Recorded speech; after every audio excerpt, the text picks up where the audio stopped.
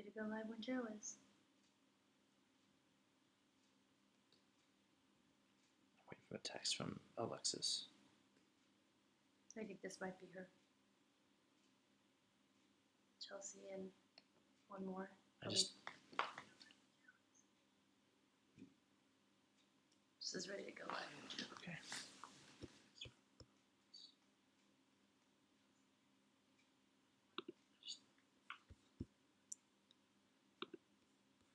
Welcome to Keeping the Beat, an engaging web series hosted live by TNMEA in partnership with the CMA Foundation. Tune in weeknights, Monday through Thursday at 8 p.m. Central Time to learn from and interact with music professionals from around the globe, representing every facet of the vast world of music. Today is Wednesday, April 8th. My name is Joe Hobbs, and I'm the Director of Percussion at Vandegrift High School, also on the percussion staff for the Bluecoats Drum and Bugle Corps. Tonight I'll be talking to you about finding the balance for percussion during the marching band season. I encourage you to interact by replying to this live video stream with your questions and comments, which I'll respond to throughout the hour with the assistance of my moderator, which was my lovely wife, Kara Hobbs, who's just off screen to my right. One disclaimer, while this is being streamed live, it will remain on the Keeping the Beat Facebook page for future reference. So as such, your comments will also remain a part of the archive. Okay, let's go and get started. So a little bit more about myself. I went to school in Murray State, which is in western Kentucky, which is about 45 minutes north of Tennessee. Taught in Tennessee for a couple years at Harpeth High School. Then also taught in Kentucky before I moved to Texas. This is my 8th year in Texas, taught in the DFW area. So a lot of the things I'm going to talk about tonight are lessons I learned by teaching at smaller band programs, and then I incorporated it into larger band programs like Vandegrift or the school I taught in Dallas. One of the biggest things I think band directors run into whenever I'm adjudicating or people ask me about is how to get a better balance, especially in small band settings, how to get a better balance between the winds and percussion, and also how to write for electronics, how the writing affects that, how the tuning affects that, and kind of the whole purpose of this podcast, or not podcast, but this live stream, is to give you information to hopefully make your band have a high level of clarity of intent, and just read better overall from an adjudication standpoint. The first thing I'm going to talk about is I want to talk about the writing and the tuning. I want to start with the tuning a little bit. You're dealing with smaller band programs, and when I went to school at Murray State, I taught a band, Murray High School, which if you're from the western Kentucky or western Tennessee area, it's a pretty successful 1A size school in Kentucky. I don't remember the numbers. I think it's 60 or lower, possibly in terms of band members. But it was a smaller school. Typically that battery ran about 2 snares, 2 tenors, 4 bass drums, and roughly between 5 to 8 in the front ensemble. Total wins was probably around 40, 45. So some things that we did and we adopted pretty early to try and help kind of offset the natural balance problems you're going to have. Obviously, the battery is going to easily overpower the winds, particularly the bass drums. So from a tuning standpoint, one first thing to consider is whatever implements you're using. So for a snare drum stick, not thinking about getting something with a larger bead. When you're thinking about either head selection or stick selection or implement selection, think about it like you're picking out a mouthpiece, you're picking out a reed. You want to kind of tinker and adapt whatever your instrument implement you're using to try and get the sound that you're going for. And what you should be going for is honestly a little bit lower of a sound, not something too bright and not something too loud. So think a smaller bead, Innovative Percussion or Vic Firth, whatever your company of choice, they all make different options, but go with a smaller bead to help yourselves out. For the snare drums, I suggest not using scoops. If you don't know what a scoop is, the scoop is kind of that plastic material. Here's the drum right here that kind of comes up underneath it. And what that does to me is it projects more of the bottom head and more of the snare sound, but it also gets that snare sound higher up into the stands, which honestly, if you're dealing with a smaller band program, you don't really want that. You don't want the snares to cut. You want the snares to blend a little bit more. Even at Vandegrift, and we're looking at Vandegrift's band is right around 400 members. We don't use scoops.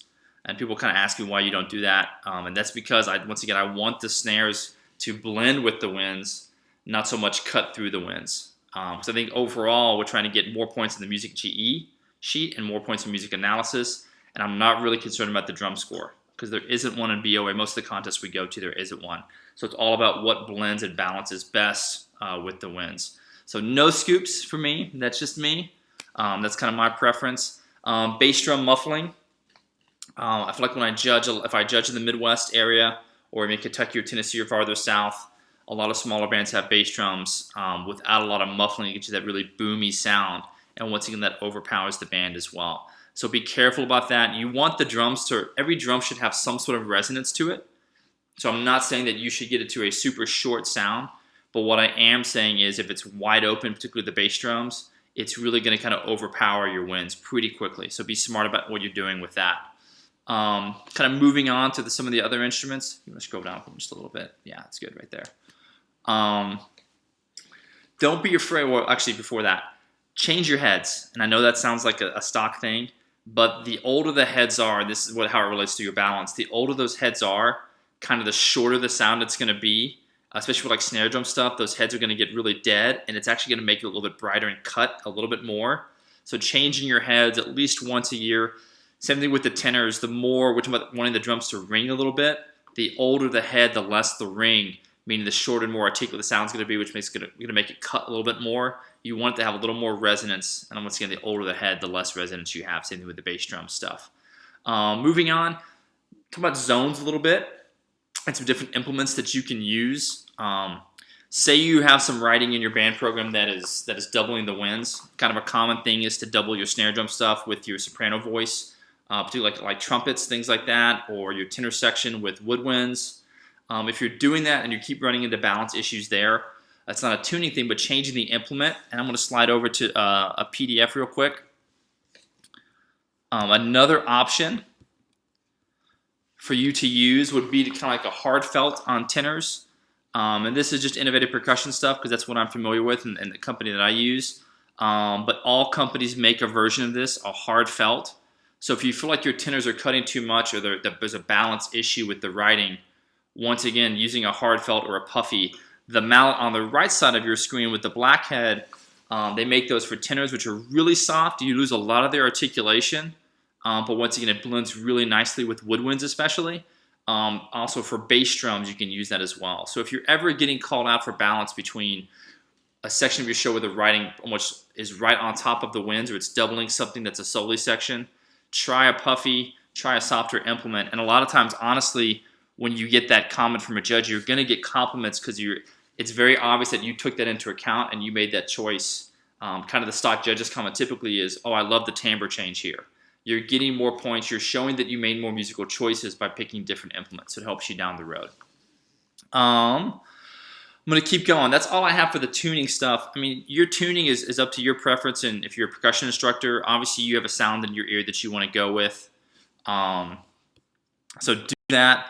Same thing with the band director. I would trust your percussion guy to do it. But once again, try and make sure that whatever the tuning choice is, that it's blending with your winds. Like I said, for us at least, my highest priority when I'm teaching at Vandegrift is, am I supporting the overall sound of the band program?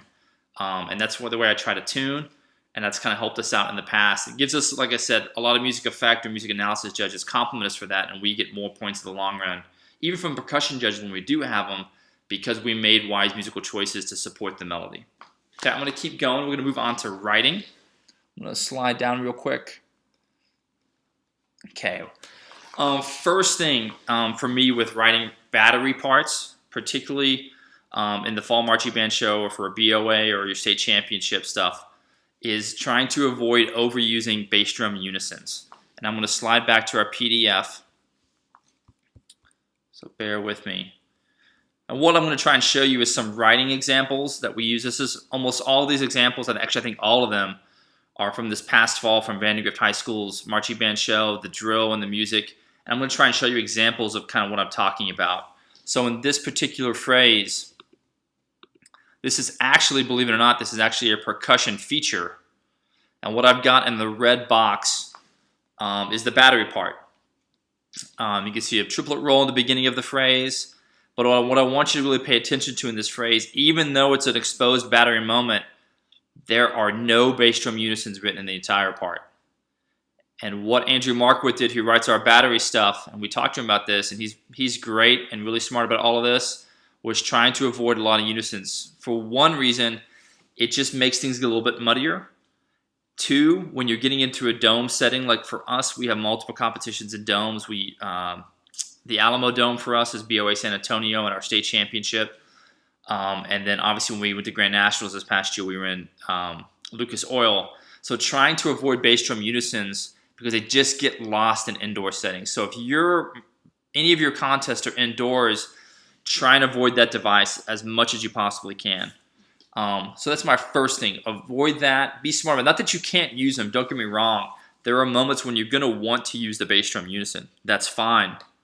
My point being, if you don't need to use it, don't use it. And try and wait till the ends of phrases before you use them. There are multiple times I feel like in this phrase, looking at it, like there are lots of crescendos. You can see this one right here in the middle of the screen now. I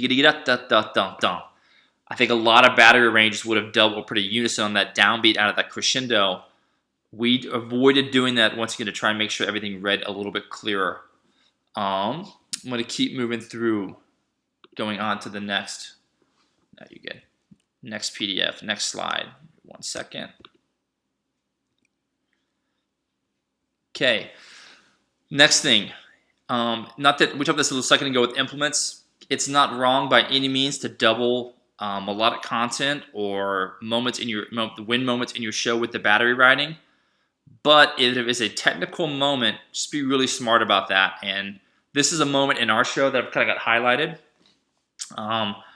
Well, it was actually kind of our big moment. We had 4 movements total in our second movement. It was kind of from a technique standpoint and from a excellence as it relates to effect standpoint. It was kind of the moment we hung our hat on. Lots and lots of brass technique. Actually, let me slide over one slide. This is actually the moment. This is the full wind score and percussion score that you can kind of see. At the top of that, you're seeing all these cascading or all these descending 16th note lines. That's woodwinds and brass all the way through. So this for us was a moment of, once again, to highlight how well the students play. That was the moment. I'm going to go back a slide. This is what the battery was playing on the first draft at this moment. And you can see it's 16th note based with accents. The top line being the snares there. Second line being the tenors. A lot of 16th note ideas, a kind of crescendo. Now what I don't have highlighted, the stuff outside of the box, is the ends of the phrase. Okay, so when we got into this, I think immediately we realized there was a balance issue. The percussion stuff was muddying up the clarity of intent for the winds. So one of the first changes we made immediately was to get rid of the battery stuff in these first 4 bars. So the idea being, going back to the technique moment with the winds, you could see we've got 4 bars of 16th notes. This is in cut time. They go through, and then there are quarter note stabs on rest. Bump, bump, bump. We kept that material in, both in the front ensemble and the winds. Going back to the battery part, you can see all those signals are cut. Then we kept in at the end of the phrase. Cut the next 2 bars to get, once again, to make sure we're not competing with the wind 16th notes. Next 2 bars are back in. We cut out everything because it's the long 16th note run. And on the very end of this phrase, we came back in with the buzz roll to make sure that we kind of help build the phrase at the end. So once again, doing our best to stay out of the way. Next thing as well, we talked about the stuff we cut the battery. If you can see in the bottom of your screen right now, all those 16 notes in the lower part are actually front ensemble parts too. So the first draft we had of this actually had the front ensemble, both marimbas and vibraphones, playing the 16th note runs as well. We brought several clinicians in, and someone we brought in that kind of had a lot of balance comments, and I feel like I took a lot away from him when he was in. With Scott Coder, and one of the first things he said when he heard it was like, you got to get the front ensemble stuff out of that phrase. He's like, it's all about making sure that the clarity of intent is there, and I think that muddies up and it takes away from the wind, not the wind achievement, but the readability of the winds. And immediately when we cut that stuff out, it was just kind of a light bulb moment for me, and I realized, man, that it's so much clearer and it comes off so much more impressive when I'm not trying to put so many things on the same part. So once again, the moral of the story on this is when you're looking at your parts and you're looking at moments in your show where you're really relying on execution to score you points, make sure that moment is as clear as it possibly can be. And if that means taking parts out of the battery or taking parts out of the front ensemble, I can't suggest that enough. Clear out the score so stuff that really matters to you is very, very, very clear. I'm going to keep moving on. So I'm supposed to interrupt his question? Oh, I have some questions. Yes. So Chelsea asks, do you have your percussionist use matched or traditional grip on snare drum, and what is your reasoning? That is a hot topic and a great question. At Vandegrift, we use match grip. I get asked that question a lot. I think it's funny. I think people think I'm more passionate about that answer than I am. Honestly, the person before me, is a fantastic teacher named Paul Pape. When I came in, the group was playing matched. They were playing really well, and we just kept doing it. I actually taught match at the school before as well. When I was at DFW, I taught match there. It's kind of the same thing. For me, it doesn't, and I'm an old snare drummer, so I know traditional grip, and that's how I was brought up. It really doesn't help or hurt our program when it's adjudicated. I don't think anybody really has a preference, honestly. And for me as well, like I can move students between snare drum to tenors pretty easily, which we're probably going to end up doing this fall a little bit, without having to train that left-hand grip and get that rotation figured out. Because that's a pretty difficult grip to learn. So we use match. Like I said, I've never had a judge tell me on a tape like, man, that's really good, but it's match grip. And until I have someone do that and I feel like I'm holding the kids back by playing matched, I'm not going to change. So that's my answer for that. Next question, do you expect your students to own their own marching implements, or does the school provide them? For us, at Vandegrift, we provide them, but there is, similar to you would have a cleaning fee for wind instruments, or a rental fee if your students are using school-owned instruments. That's what we charge that to our percussionists, and that's kind of been a standard thing at a lot of the programs I've taught at, that we charge a fee for that, whatever that cleaning fee would be or that rental fee would be, and that's when we supply them the sticks and the mounts that they would use for that fall. Okay, last one. Do you have any strong opinions on front ensemble sustain, most especially suspended cymbal and medals that can go extra long and muddy up what those behind them are hearing? Yes, and I'm going to get to that here shortly. Yes, and that's another thing. It's funny when Scott Cota came in, and I kind of joked. It was like, I think he's allergic to suspended cymbal, because when he'd come in, we'd get through a phrase and he'd hear it, and he'd just look over at me, and I'm like, here it comes. And I know the comment, but yes, that's another thing you got to be really careful with. Layman's terms, a suspended cymbal is a crescendo maker, and you put those in your parts or in your music to help the phrase go somewhere and to create direction. But a lot of times the winds have that same crescendo, and if you're playing suspended cymbal on top of that and you're doing more than the winds are doing, or really front ensemble, we have a really large front ensemble at Vandegrift. We're looking at 26 kids, and if you have a full moment where they're all on cymbals, that's 26 cymbals versus winds, and it can really overpower the band quickly. Same thing with a smaller band. If you've got 8 in your front ensemble and you're looking at 40 to 50 winds, those cymbals will overpower very quickly. So we're really careful with that. A, with how we use it in terms of how often we write it, and then B, the roll speeds in which they play with. It doesn't have to be a fast roll. Like you see a lot of people playing, it's really, really quick, and the cymbal gets really bright really quickly. Slowing down that roll to just get the cymbal to sustain makes it a prettier tone, and also kind of helps blend in with the winds a little bit better. So absolutely be very, very careful with suspended cymbal. Good? All right, we're going to keep going. I'll have to mark that up. That was actually something I was going to talk about here shortly. Let's see, where are we at? I'm going to keep moving along on the PDF. I'm going to slide back over to the PDF stuff. Okay, I'm going to go on to writing as well. This is another example. If you had a chance to see Vandegrift this past fall, the start of the show actually started with a drum break. And something our arranger did, once again, Andrew Markwith, fantastic arranger, that I thought was really neat, was he utilized space. And I think a lot of times percussion arrangers, when they see those open bars in the score, they get excited and they write a ton of notes, and it kind of comes across not always as the most musical idea. And I zoomed in a little bit. The 6 teeth notes, you can kind of see them right there. That's the first entrance for the batter. It's kind of when the show really started. And what Andrew did, once again, was it's very light. And I think the next thing we're going to look at is, or light and there's space, but the second thing is get rid of all the notes and look at the crescendos and the decrescendos. Something he gave us the opportunity to do right out of the gate, which I think was really cool, was really show extreme dynamics. And honestly, what's written, we tweaked. The entrance is probably more piano. The release of that roll is probably more of a forte. We did the fortissimo down to piano, all the way down to the edge. Started at piano again, all the way back up to fortissimo, and then all the way back down. So that moment to me wasn't so much about showcasing our rudimental vocabulary, our chops. It was more how much shape can we create. And because of that, I thought our opening statement was kind of unique, and we got a lot of credit for that. So once again, the moral of the story on this guy is when you're looking at your score and you're getting those parts from your percussion arranger or you're writing your percussion parts, density of notes is not always better. Sometimes it's better to have space. Something else we did a lot of exposed moments that I thought Andrew did a good job of, again, was each moment was different. The opening statement kind of was more space, more openness, more extreme dynamic. The second movement was more, the second drum break we had was all kind of front ensemble 16th notes. Actually, it was that phrase that we showed you earlier without the bass drum unisons. That was actually our second percussion feature, and it was all underneath the wood, underneath 16th notes in the keyboards. The third feature was a little bit slower, more of a groove based, and the last one was kind of a ram. But each one came across differently. So as you're looking at your parts and you're getting your scores in, as you're getting ready for your fall marching band season, once again, if you have a lot of exposures, ask yourself, do they sound different? Is there variety and different textures within those exposed moments? Gonna keep going. Let's see.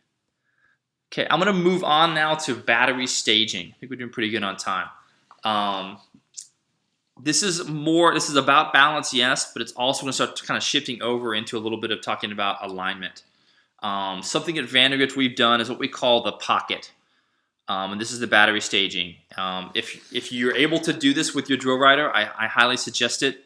We get a count sheet, and the band director is really great with me, and actually my head band director percussionist, so is always kind of knows about a lot of this stuff and is great to talk with, but they allow me to send notes in terms of where I want the battery to be.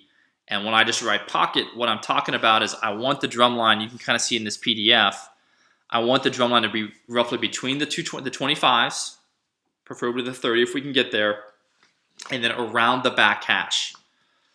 We don't want to get too far back, particularly in dome shows. If you get kind of close to, like say, the numbers, which is around 14 steps from the back sideline, especially if you're in a dome, those bass drum notes get lost in the rafters and things get really boomy really quickly. Also, it makes it really, really hard for your front ensemble to hear the battery because they're so far back. In this form in particular, it's on this PDF. That wedge right there, that's all trumpets. This is actually during a trumpet feature in our second movement. And then right there, if you can see that block of instruments on the 30 and 35, that's the drum line. It is a large drum line. I think this past year was 8 snares, 4 tenors, 5 bass drums. We have toms, 4 of those, and then 7 cymbals. That's a small army of kids back there. But this example to me was important because it shows one that we can play with the trumpets, because we did play parts here while they're playing technique. Very light on the edge, on the rim, different timbres. But also look at the spacing. We're right behind the trumpets to kind of keep them in time. We're also not right up on top of the trumpets, and that's important because if you get too close, if in your drill all the voices are too crammed together, it gets really muddy, again, because it's just one wall of sound. So creating a little bit of space, and it looks like it's about 12 to 14 steps between the trumpets and the battery. It allows for it to be read really well from the box, also allows us to give really great timing for the winds of the front ensemble. So hopefully this entire moment lines up really, really nicely. So once again, keeping your drums in the pocket. Now, if you're a smaller band and you're staged quite a bit closer, that might be different from you. The back hash might turn into more the center X, might turn more into the front hash, depending on how to utilize the field. But the big thing, again, is just making sure that they're not always in the front of the field, more in that kind of sweet spot. And that's going to actually transition us over to the next slide on here. This exposed moments.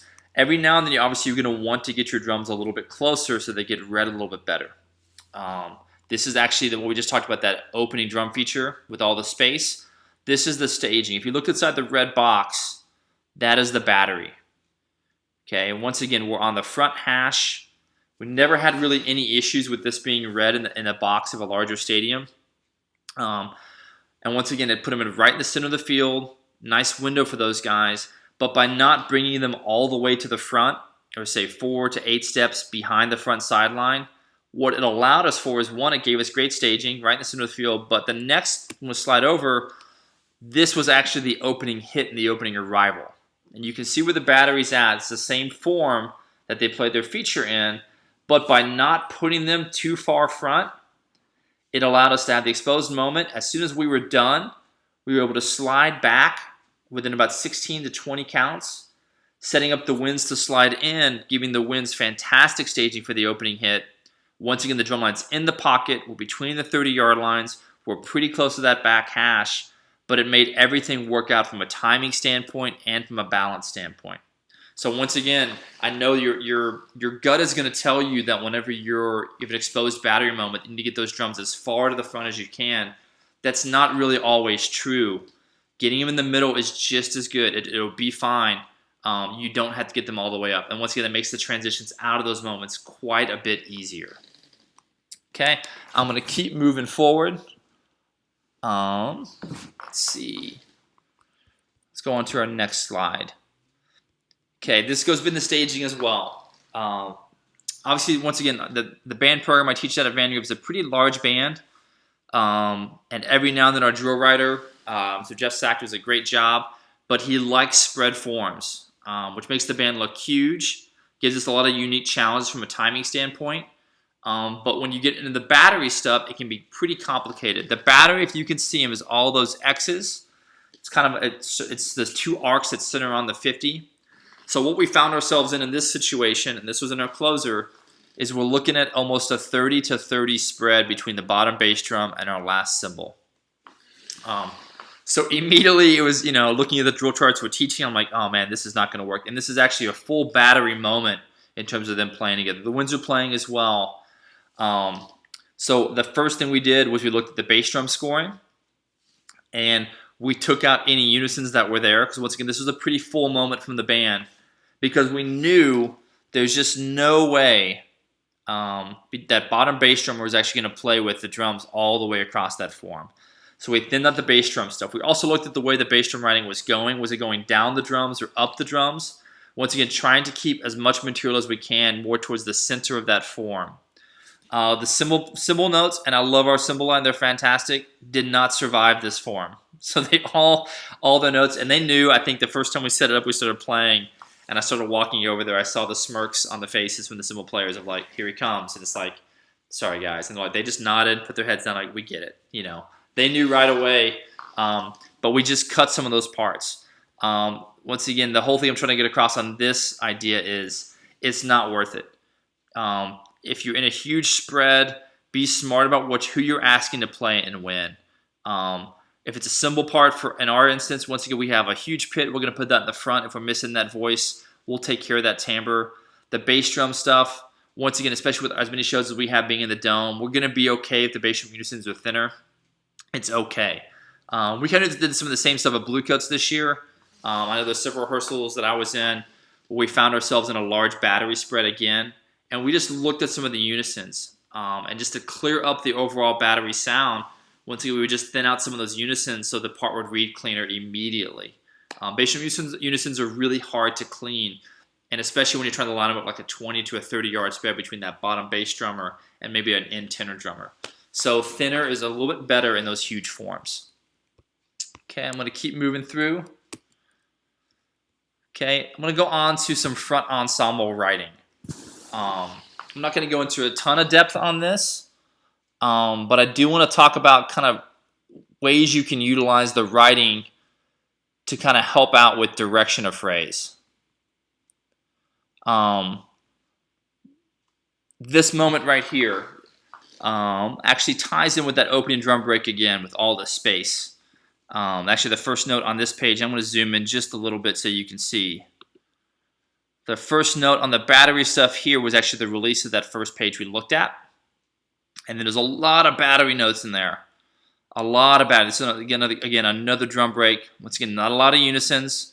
Definitely some shaping, but definitely a battery-heavy moment. Okay, I'm going to slide up the score a little bit so you can see the material that's in the keyboards. Not dense again. All he pretty much did was those first 3 bars. You see it just an ascending or triplet line and it's just creating direction. So something that I think a lot of smart arrangers do for front ensemble is, yes, there's melodic content, but they're also really smart about using the front ensemble to create motion and to create musical momentum into the phrase. So if you look at this, that's kind of what he did here. He didn't try and compete with the battery. He let it be a battery-dominant phrase, but then use the front ensemble stuff to create motion and make it not seem like a redundant battery idea. And that is huge. 1 second, we have a screen freeze on me. But that is huge. I'm going to keep moving on to the next PDF. And it's the same idea right here. I'm going to zoom in just a little bit so you can see all these top voices here is the wind parts. Bump, bump, bump, bump, bump. What's going to cut time? Kind of a big moment into the phrase for us. And underneath, down here you see the eighth notes, which are actually 16th notes because of cut time. That's the front ensemble part. So something that he was smart about, and I'm going to talk about this in a second, is he avoided doubling the melodic content in the winds. I feel like a lot of times you listen to front ensemble books, and what the arranger does is I hate to say it, he copy-pastes material from the wind book and copy-paste it into the vibe voice or the bell voice or into the mallet voice. And the problem you're going to run into in that is when you get into, especially when you get into like your state championships. I know when I lived in Kentucky or Tennessee, by the time we got to our end of our season, it's pretty darn cold, which obviously can wreak some havoc in terms of intonation and tuning between the instruments. So if you're doubling a lot of melodic content in your front ensemble, the pitch tendencies when it gets either colder or hotter is going to make your band sound very, very, very out of tune. So one way you can kind of make your band sound better is be really smart about doubling, or I should say this, not doubling a lot of content in the front ensemble with the winds. So that is super important. Okay, I think we're back up on this. Okay, maybe 1 second. Okay, I'm going to keep moving forward on the PDF. Next thing, this is another moment for us. This is actually a woodwind exposed moment, which is on the top of the screen. You can kind of see once we're still in cut time. So this is a nice woodwind feature. And then if I scroll down, you can see what he did with the remember part. Once again, these are written as quarter notes, but we're in cut time, so eighth notes. Just keeping the thing moving forward. So obviously in the winds, there's a lot of longer note values, not very quick, more of a melodic line versus a technique idea. And because of that, once again, really smart, just kept an eighth note moving through it, not doubling melody, but creating motion with the front ensemble writing, which turned out to be a really, really nice moment for us. This is actually where I have in my notes. I think I wrote down, avoid a ton of suspended cymbal. Once you just play a suspended cymbal, can you still hear the winds? And once again, it's really easy to overpower the winds. So once again, I'm not saying I don't love suspended cymbal, because I do, but when you're using that device, just make sure you can still hear the winds on top of that crescendo. Okay, I'm going to talk about one more thing before we get on to a few other things about timing. I know it's a lot of information, so I'm sorry if it's just an information drop right now.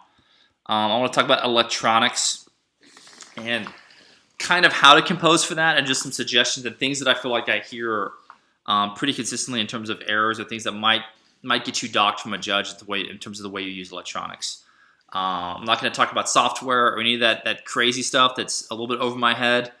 But I'm going to talk about, like I said, just things to kind of help you read a little bit better with electronic decisions. First of all, you should leave space if you're going to use electronics, leave space in your score for the electronics. I think a lot of people, they write a wind book, then they write the percussion book, and then they write the electronic book after that. So you have all these competing things again. Going back to that buzzword of clarity of intent, when you're having that many things going on, your program just reads a little bit muddy, and you're probably going to have balance issues between your electronics and your winds. So just avoid that. Try and find windows. We use electronics a lot, honestly, as transitional material. So say we have a moment with our winds and our battery and an impact, and we have some rest. Maybe there we put electronics in there with a little bit of front ensemble, but it's always thought about, and it's never put in second, like some of the second or third idea. It's always, we know this is going to be an electronic heavy moment, and then we write for that. So just be smart about that. Leave spaces for it. Don't try and pack everything in there, because it's going to make your program read muddy. Got a couple questions. Let's do questions, and I'll continue on electronics. What do you got? We have some very dedicated teachers in our area who still need some guidance with what are now standard watching/listening outdoor rules with regard to front to back, watching feet, field commander role, and more, but were perhaps brought up in a different time. Can you do a run through of the accepted do's and don'ts that have been vetted in the past decade to help give educators a confidence as to what works and what doesn't, to help them save time and doubt when trusting or trying concepts that weren't in vogue when they were learning to be band directors? That is a fantastic. Can I ask who asked that question? Julie. Julie, that's a great question. I'm gonna get there. I'm gonna come back to it. I'm saving like about 15 minutes at the end to really break that down. But that is a fantastic question. So I'm gonna come back to that, Julie. But that's good. Okay, I'm gonna use names now. Richard asks, do you have any suggestions for battery acoustic sound effects in terms of companies? Battery acoustic sound effects, as in like effect symbols or different timbres to kind of create. In terms of companies, yes, you can go through a lot of like I would go through all the sound effects from symbols. Both Sabian and Zildjian have a ton of effect symbols if you're looking for unique sounds. Some of the more unique things I feel like I hear, like checking out percussion ensemble literature, a ton of unique sounds in there. Just got to mic some of that sometimes. Like if we played a piece with handbells and dipping them into bowls and pitch bend stuff. Not so much a company thing. But if I'm looking for new, I don't know if this answers your question or not. If I'm looking for new timbres and new percussive sounds, I'm watching percussion ensemble stuff and I'm trying to figure out what is unique and what is cool and how can I use that. And I do think if I'm adjudicating a group and I see someone making an acoustic sound versus a sampled sound, at least for me, I almost appreciate that acoustic sound that the effort got put into trying to create that. Don't know if that answered your question. He says he's asking about timbres. Different timbres like puffies or like handbells or things like in the battery, different implements you can use. Is that kind of where we're at? I think you could go, I would just explore the catalog. I know IP's got a ton of like the puffies, the harder felts for different timbres for softer options. I don't think they make like a jingle stick or anything like that. Regal Tip used to make one a long time ago. Johnny Rabb used to make that rhythm saw. We can kind of create different timbres on the rim.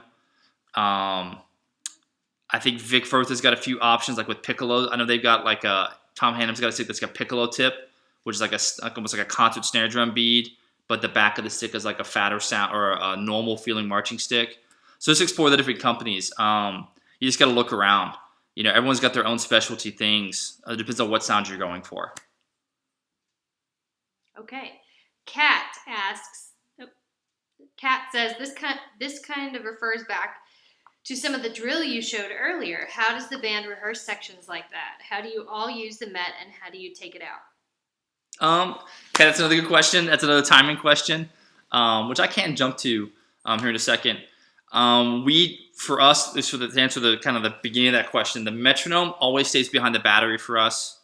Once again, because our basis of alignment is drum major to battery, typically to center snare's feet. Because of that, the Met is going to always follow the center snare as the form kind of moves around. What that also does, which is kind of nice, is you can tell, like say you're in a spread form and your battery is over here.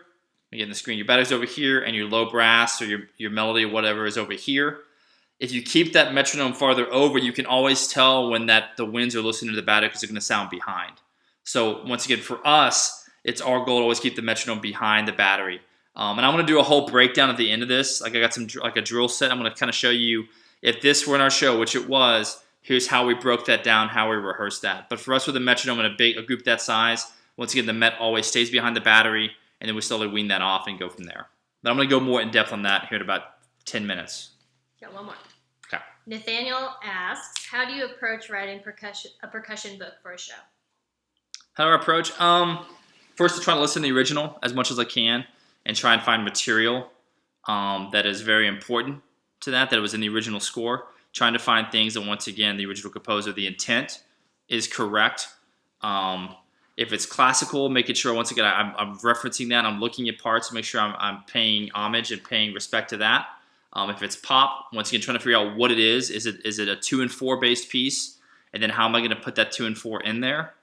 But just looking at that, and then once again trying to be supportive of the winds. That's kind of my biggest thing is, am I helping the band sound good? Both from a musical standpoint, am I not being too dense in my writing? And then two, am I playing parts that are very readable for the winds and readable for the front ensemble, so the band's going to sound together and they're going to play the song together. So those are my first, if I had to like put a hierarchy or my 10 commandments on the wall I was about to write, those are probably my first 2 to 3 commandments. Cool? All right, I'm going to move quicker so we can talk more about timing. That seems to be something people want to talk about, which is I'm excited to talk about timing. I could talk about timing for hours, but I'm not going to do that. So let's go back to our PDF stuff real quick and we'll move our way over to the timing stuff. This actually is kind of, this next slide is actually related to timing. Something we've done with our front ensemble. This is that moment we were just talking about where the woodwinds, it was kind of a woodwind exposed moment. This is that moving line, eighth notes in the marimbas. What we do to help our front ensemble align to the battery is we try and add cheater patterns if we can. And we try and mask these so they're not super obvious. And what we've decided to do lately, we typically play more classical themed shows. A lot of the music is would be considered classical. It's not pop music necessarily. And what we do, and it's not in this original score, we actually added it. There's a timpani part that's missing. Let me see if I can find where the timpani line is. There is that guy. Oh, there it is on the bottom. What we did, you can see there's a lot of space and then a roll. We put quarter notes, just bum, bum, bum, bum, all the way through that. Changing pitches, obviously, to match the marimba line, but just giving them straight quarter notes. And our idea of that was we didn't want 6 marimbas trying to watch hands. We even have to like listen in. Just give them a very basic pattern that's going to allow them to line up to it really nicely. And that actually leads me to our timing discussion. We'll get in there, I promise. Let me zoom out. This phrase right here we're looking at right now, this is the front ensemble part for kind of the next thing we're going to talk about. And I will come back to that. Let's see. Okay, I'm going to jump ahead. So this is the drill set for the front ensemble thing we just talked about. The woodwinds are around that box. You can see in the bottom right part of your screen. That's the woodwind part. The front ensemble is playing 8 notes, kind of once again creating motion. And I've got in the red box, I've got the battery all the way in the back left of that. So we're just going to talk about some timing stuff right now. I'm going to skip a few things. So the woodwind had their feature. Woodwinds had their feature. And then here's what was tricky. The battery in that back left corner of the field literally cut the attack right off of that. So there was a 16th note phrase at the end of the woodwind feature, digga-digga-digga-digga-digga-dump, and then the battery coming on bump on a beat 2. So here's a great example of how we approach that and how we try to align this. I think somebody asked that. Julie, I think you kind of asked that question earlier, and somebody else asked how we rehearse without the metronome. So I'm going to kind of break down in this particular, I'm going to use this as an example. Here's how we approach this. Okay, so the first thing we worked on was we wanted the drum major to have good time. Once again, just make sure that she can keep it great. I want to say that it was 168 at this tempo or this part of the show. She's got 168. Now the battery is not playing in this part, and that's crucial in this. We'll talk about other options here or other situations here in a second, but the battery is not playing. So there's nothing for the woodwinds to go off of behind them. And honestly, in this form, they really couldn't use it anyway. It's too far away. It would cause a tear. So the woodwinds were just going to go off of the drum major's hands.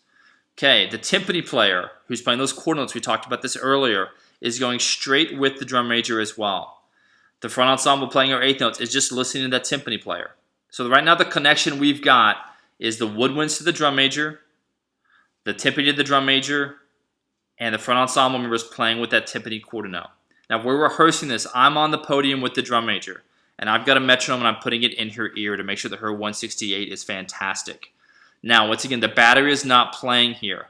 So how on earth, this is the question, of course, when we saw the drill, it's like, how are we going to do this? How on earth is that battery going to get this attack being almost 50 to 60 yards away from the woodwinds?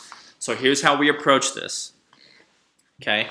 The head director is in the box, Mike Howard, fantastic teacher, percussionist, is in the box. I'm in the back with the drums, and we are trying to show the drums how much they have to anticipate the hands. If the drums play right with the hands for this attack, they're going to sound very late because the way sound has to travel. Because once again, the woodwinds are on hands, and the battery's on hands, but because of how far back they are, that instrument is going to sound very behind if they're right with the hands. So we have to teach those students how to be ahead, and here's how we do that. I go back with the drums. I am clapping for them how far ahead I think they need to be of the hands. A general rule, this sounds crazy, but I promise it's true. When you get to that back hash, you need to be about a triplet partial ahead of the hands. And here's how I know that. In actually 2005 Cavaliers, there's a long pit feature. And the end of their feature ended with these hits on the third triplet. Rest, bum, bum, bum, bum, bum. And I learned that if I dudded right with what I heard on that partial, putting me a triplet partial ahead of the downbeat, my downbeat actually came in perfectly in time. So I know with the battery being about, what is that, 4, 8, 12, almost 16 steps behind that back hash, it's going to be pretty far ahead of the hands. So I'm clapping for them. We do a rep. I'm pretty far ahead of the hands, and I ask Mike Howard in the box, and I say, Mike, how were we? And Mike says, still late. And I go even more. And we just experiment with that until I hear from Mike that, Mike, how was that? And Mike says, Joe, that was perfect. And then we do it again, and I clap the tempo for those guys again. How was that, Mike? Perfect. Okay, we do it again. The third rep, I am no longer clapping for the students, but I am referencing and trying to see, are they, when the center snare duds the battery in, is he dudding the same amount ahead of the hands? And then we get done with the rep. Mike Howard, how was that? Good, Joe. I think we're good to go. And that's what we do. So you have to train the students in terms of how far ahead of the hands they're going to have to be. Because once again, if they just watch, and this is a pet peeve of mine a little bit, maybe because I'm sensitive to it because I've been at so many rehearsals, and Julie kind of goes back to your point or your question earlier, is I just hear so often, just watch the drum major, and it's just more complicated than that. There are times when you can totally watch the drum major, and that is crucial. Once again, in this scenario, if the woodwinds aren't connected with the drum major, playing with the drum major, then yeah, it's going to be a mess. But if you find yourselves in extreme ends of forms, extreme parts of the field, especially when you get farther back or farther to the outsides, like the 15 to 20 yard line, and in our band program, we find ourselves in that situation quite a bit because of the size of the group, you have to adjust and be ahead of the hands to make sure your attack sounds correct. So once again, that's kind of how we rehearse that. We would add parts in, we would start with the woodwinds, and then it's all about teaching that center snare how to understand how much to anticipate. Let's go to another scenario, not in this drill form. Let's see if I can find another. I can go back actually. Let's talk about this one right here. I think you guys can see this. This was a moment in our show where we struggled with timing. And I'm going to back up just a little bit farther so you can kind of see the musical context of this. This is a trade-off. The box in the bottom is the low brass. Playing this line, bum, ba dee da dee da dee da da da bum bum. And then a woodwind response, be da dee da, be da dee da. And it kind of goes back and forth between the low brass and the woodwinds. Okay, this is the battery part. It was a snare kind of feature. You kind of see, I think it's zoomed in enough where the first part is all snares. The second part goes down to 2. We actually made just one individual snare drum soloist. But that's the musical part here. This is the drill. The larger box in the top right is our low brass.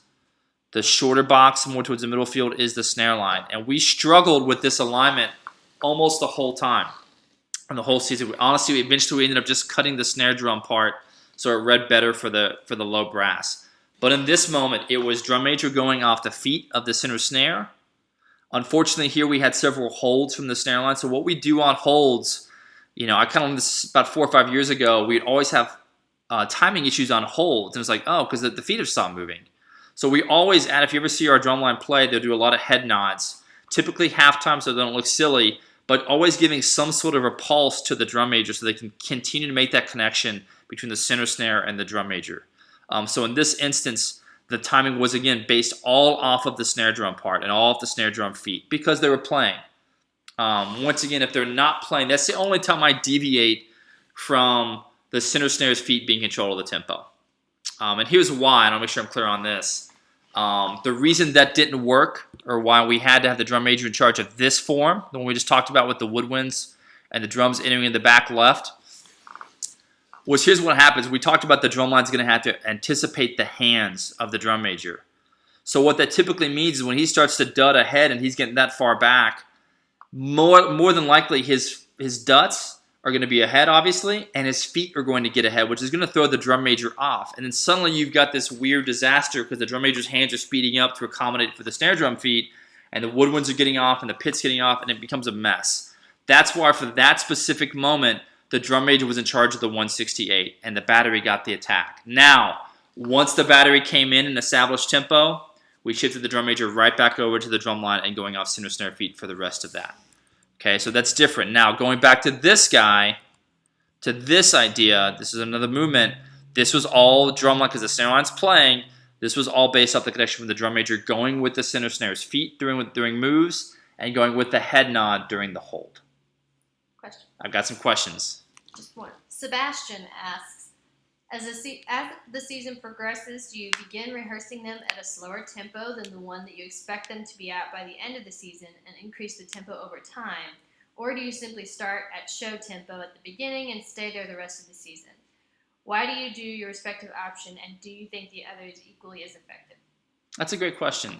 I think that's Sebastian from the Bluecoats snare line. If it is, hi, Sebastian.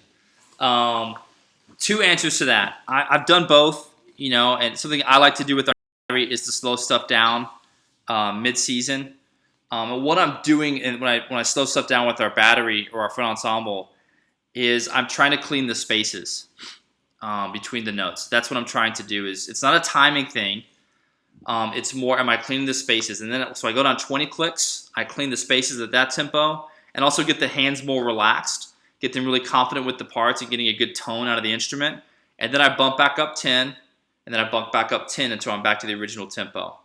So I've done that several times. I've also done with a full band or a full drum corps, actually Cavaliers, when I was a captioner there in 2016, I believe. The entire second movement was, I believe, at 200 or 208. And as a full drum corps, I think we started that process at maybe 182. And we stayed at 182 for a week. And then the next week we went to 192. And by that third week of move-ins, we were at the 202, 204 range. So we gradually did it as a full drum corps. Once again, just wanted to make sure things didn't feel frantic and we weren't overlooking details because kids were just trying to survive the music. I think anytime you get to those extreme tempos, you typically start a little bit slower once again so the kids are able to process things and become better at the part versus just trying to survive the rehearsal or survive the part. For Vandegrift in particular, we do typically as a full band program start, I'd say, I'm going to go back to you can see my face. We do typically start a little bit slower. Not always 20 clicks, sometimes 10. It just depends on the material. But I will say this, as our band program, every single year we do what's called our May Camp. Not happening this year, unfortunately, due to the situation. We have a May Camp where we actually try and play the full opener as a band program. And every single year we do that, we are typically at least 10 to 20 clicks slower. But that's what I'm trying to do. I'm not saying my method is right. I have found a lot of success, though. Like I said, even mid-season, slowing stuff down 20 clicks. What we call it with the battery, we call that the deep clean. And that's what the kids call it now. And it's funny, they always ask, like, Hobbs, when's the deep clean? I'm like, well, we do the last 2 weeks. And what we do is we do it at the beginning of the year, going into our first competition. And we literally go 4 to 8 bars at a time. And we go 20 clicks on it. I clean it at that tempo, and then we bump it back up. Which gives us a really nice level of clarity. And then the end of the season, once you have all these habits that have been kind of created, you slow it back down, it kind of creates new habits. You hear things differently. And I think one of the challenges we face in marching percussion or just marching band period is we're doing the same music for 4 months. And you've got to rewire the students the way they think about things. And by changing your tempo or slowing it down, it's kind of a jolt to the system. But it kind of rewires their brain a little bit and makes them see things in a different way, which is huge. And I feel like, and sometimes honestly, you make them a little bit worse in the beginning by doing that, and then you get so much better, and they can see the progress. Because sometimes you get those late rehearsals. It's hard as a student, I think, to see, and as a teacher, to see the progress within the rehearsal. So if you create different parameters inside your rehearsal where you are automatically going to see growth, I think it's good for the morale. I think it's good for the group, and I think it's just a huge bonus for your rehearsal. It's a good question. And that was Bluecoats. That was Bluecoats. Hey, Sebastian, how you doing, man? That's all. I think that's all I had. Because I definitely wanted to save a few minutes at the end if we had questions, and I think we got about 6 minutes left. I'll do a quick wrap up. If you have any questions, we gone over any other scenarios with the timing stuff, and On a wrap-up note, every year is different. And as long as I've done this, I feel like every year there's some new thing or there's some new trick I kind of have to figure out to align stuff up. And I think going back to your question earlier, Julie, I think some people also look at timing and it's like, oh, there's one way to do it. And if I just hammer home this one phrase that I learned from my band director or from this old drum corps guy or whatever, that's going to fix all my timing issues. And it's just not the case. Every year there's something new or unique or different from a timing standpoint that we have to kind of, I don't know, experiment with and try different things and add different parts. I know for us, we've had these big long solo moments with a lot of technique in the front or between, like flutes that are staged up front. And we actually added like little cheater patterns again, like a little rack player right next to him on a ride cymbal, just doing really soft quarter notes. And him just going with the drum major, then aligning those soloists to that. But just trying to find like unique little ways to get timing or get a pulse put in somewhere to help with alignment. Kat asks, as a director, how do you keep your ears fresh after a whole season? It's tough. It's really tough. I wouldn't say it's so much fresh. I try every now and then to sit down with the score and the original recordings. Because I think what happens sometimes is you hear the kids play it over and over and over again in the same way, and it kind of all blurs together, and that becomes your interpretation of it. And then you get away from what maybe the original intent was from the composer. So by going back to the original recording you got from your wind arranger or percussion arranger, listening to that, and just checking yourself, oh, that was a crescendo there. Or just looking at the score. Score study, I think, is huge. And just really ask yourself, listen to a recording of your group and look at the score, and it's like, oh, are we really playing that crescendo correctly? Are we really getting the forte? Or oh, I didn't maximize that.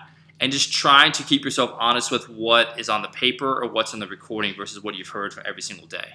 So I think you get, like I said, I think me in particular, I feel like I get trapped and my perception gets messed with because I hear it so many times. The more I can go back to the original, I think the fresher I hear it. Edward asks, what personally do you do with your percussion students during the off-season times, not marching arts related, to promote musical growth of both the individuals and the ensembles? We do percussion ensemble. We're pretty heavy into percussion ensemble in the spring. And the last question about staying fresh and staying, not hearing the same thing all the time. Percussion ensemble helps me with that. So we don't, our goal, and we did a clinic at PASIC this past year, and that was kind of one of the themes. We try and teach musicianship throughout the year. That's kind of the first thing we're going for. And we've actually found that our drumline gets better when the kids are better musicians. A lot of our snare drummers are our best marimba players as well. So we try and keep things broad and kind of keep new experiences. So we really push percussion ensemble. Right now, even with being out of school, we're really pushing solo and ensemble. We're doing video submissions. So as much marimba material as possible, as much timpani material. During the fall, during our marching band season, we're doing the region process, which for Texas means the students are working on a 2-mallet, a 4-mallet, a timpani, and a concert snare drum etude, all at the same time. So trying to keep the kids well-rounded, keeps things fresh for them, keeps things fresh for me. Once again, hopefully trying to make a better musician, which makes a better player, regardless of if it's marching percussion or concert percussion. Sebastian again. Sebastian. How do you find the balance in composing, trying not to overwrite, but also still challenging the ensemble? It's tough. That's a really good question, Sebastian. I think it's tough. I think there are moments in your show where you need to go for it, and you need to have those phrases that are denser, and that's fine. But just not making every phrase sound that way. So pick and choose your battles. You know what I mean? If you're trying to write, if you feel like you're not writing enough, think about the implement. Maybe you're doing a rubber tip stick, but you're playing more meaty material. You're putting stuff on the edge. But just trying to find the balance. You know what I mean? And I think a lot of, like Andrew Markworth, who writes for us, I think does a fantastic. Try and study those scores. I think they do a really good job. And it also depends on the size of your band program. Again, we're pretty fortunate at times. At Vandegrift, we have a very large band program, so the drums can play more. But like for me, when I taught in Kentucky or Tennessee, when I was at Harpeth High School, I think that we had maybe 30 wins, and it was difficult for me to be smart. I tried to pick my moments. So if I was underneath the winds, I didn't write that much. But man, when I had that window, because I'm one of those kids to be challenged, I would try and write a dense part. So just being smart, pick your moments, But man, I think there's enough windows in marching band shows that you can have those moments for your kids and have them still get better. Julie says, Joe, gotta ask this. I get regular concerns and questions with the balance of learning a family of instruments, as we have to in percussion, with working for the trophy and working for a carrot of sorts, and how to help educators balance teaching a la private lessons, chamber music, and jazz wind ensemble versus the hype and reward that motivates students and parents to support DCI and WGI. I've taught all and I get it, but can you talk about justifying the balance for both? This relates to Ed's question, which I just heard. So trying to get the balance, like how we approach competition. I gotta say this, our approach to competition and the trophy stuff is, it's our goal to be just a fantastic organization. And I think, that's actually on our truck, defining the standard is kind of the motto for our band program. And we push that regardless of outcome of competition. And that happens not just in the fall, that's also throughout the spring as well. I think it's just teaching kids to take pride in what they're doing, and having pride in their program, having pride in themselves, and making sure that if they're playing marimba, 4-mile marimba, or they're playing a concert snare drum etude, or they're going to Grand Nationals, that no matter what they're doing, there's a huge sense of pride and a huge sense of a feeling of that they have to meet the standard of the program and the standard of what the people around them are doing and the standard of the people that are teaching them or asking them to do. So just trying to keep that balance, but we don't talk about trophies. We don't talk about winning or losing. We just try and talk about being the very best you could be at what you're doing. Hope that answered that, Julie. That was a good question. There's a lot to that, a lot to unpack in that question. I think that's all I've got. I will say that there's one thing I missed that I really wanted to talk about. I'll be really brief about it. It's back to electronics. Because I was telling a friend of mine about this the other day, and he was like, "Are you serious?" I'm going to be real quick. We actually don't use wireless microphones at Vandegrift. I'm just totally off the wall, but I remember this kind of came back to me. We hardwire everything. So another electronic comment for you guys is if you don't have to use wireless, don't. It's a cool effect, and I get that. But I think our job as educators is to set the kids up to be successful.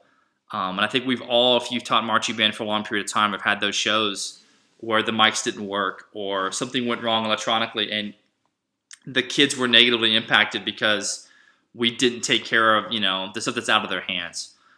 So for us, several years ago, we made the choices. We're not using wireless. It's too finicky. It scares us. And we went hardwired microphones. And knock on wood, I got some over here. We have not had a mic issue with the soloist in several years. Nick Mason says, hey. Oh, hey, Nick. Got some former students on here. That's awesome. Good to see him. Oh, good to hear from you, Nick. Cool. That's all I've got. I'm going to do the real quick up. So tune in weeknights, guys. Monday through Thursday at 8 p.m. Central to watch Keeping the Beat Alive. And remember to tell your friends about our program. Presenters who wish to apply to host an episode send applications via tnmea.org. And thank you guys so much for watching.